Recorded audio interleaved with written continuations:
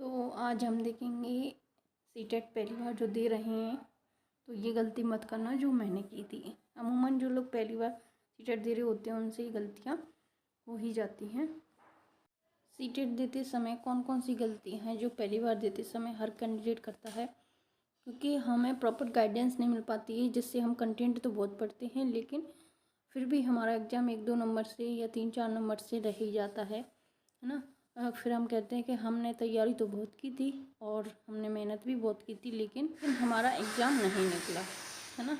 इसमें इस सीटेट में कौन कौन सी गलतियां हैं उन्हें हम आगे की स्लाइड में देखते हैं कि कौन कौन सी गलतियां हैं जो हर कैंडिडेट बार बार करता है ना। तो इन गलतियों पर हम थोड़ा सा फोकस करेंगे तो क्या है, हमारा सीटेट बहुत आसानी से और एक ही बार में क्लियर हो जाएगा। ठीक है, तो आगे हम देखते हैं कि कौन कौन सी गलतियां हैं जो हमें नहीं करनी है। तो सबसे पहला हम देखते हैं कि कंटेंट हम बहुत ज़्यादा पढ़ते हैं। कंटेंट तो हम बहुत ज़्यादा पढ़ते हैं लेकिन हम क्या ध्यान नहीं देते हैं, प्रीवियस ईयर पेपर पर ध्यान नहीं देते।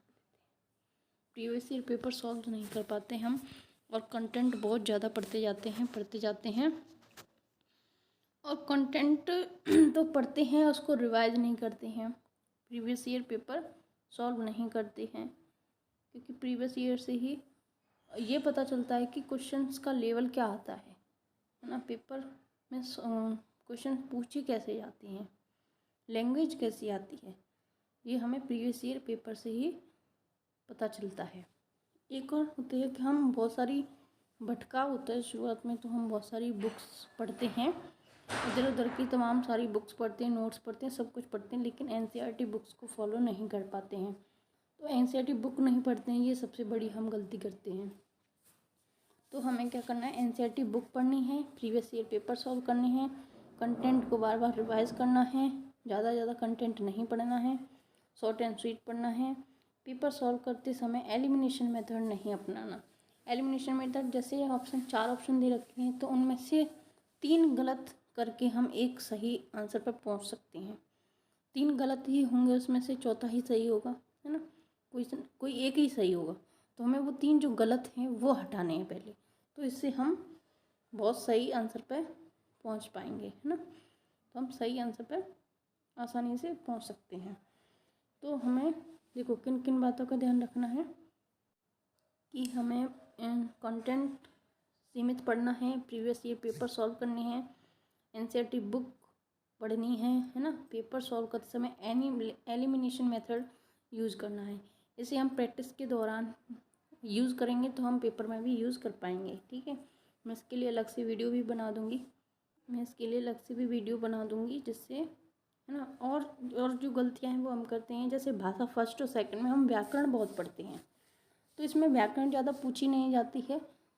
और हम एक और गलती क्या करते हैं कि हम हिंदी और संस्कृत या इंग्लिश जो भी है हमें गद्य पद को सॉल्व नहीं करते, मतलब प्रीवियस ईयर जो गद्य पद आए हुए होते हैं हम उनको सॉल्व नहीं करते हैं।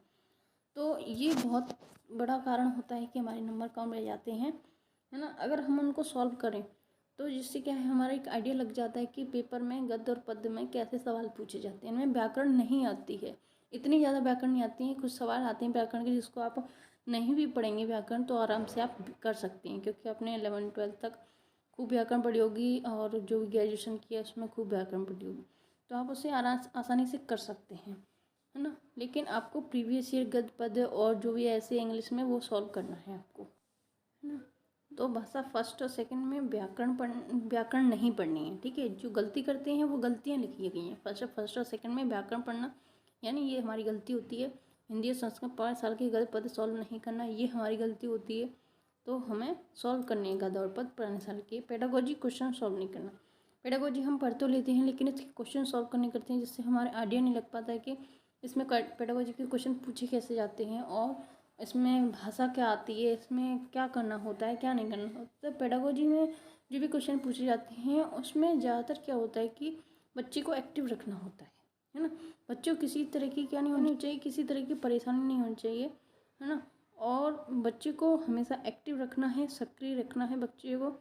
और जो पेडागोजी में क्वेश्चन पूछे जाते हैं वो जो मैटर है या जो भी पढ़ाया जा रहा है वो बच्चे के फेवर में होना चाहिए, जिससे बच्चा एक्टिव होकर सीख सके। ठीक है, तो बच्चा सक्रिय रहकर जब सीखता है तो बच्चा बहुत ही अच्छे से जल्दी सीखता है और ज़्यादा समय तक उससे चीज़ें याद रहती हैं।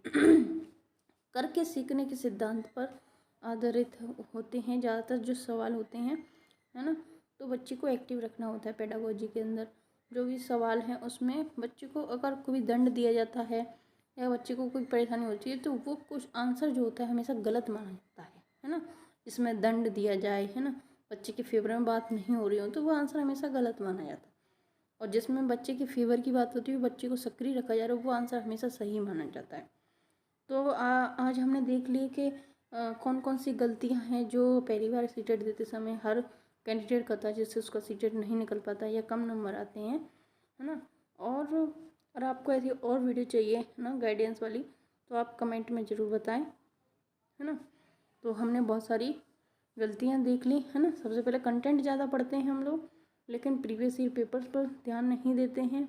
भाषा फर्स्ट सेकंड में हम व्याकरण ज़्यादा पढ़ते हैं, गद्य पद सॉल्व नहीं करते हैं, पेडागोजी के क्वेश्चन सॉल्व नहीं करते हैं, एलिमिनेशन मेथड नहीं अपनाते हैं। तो आज की वीडियो में सिर्फ इतना ही। धन्यवाद।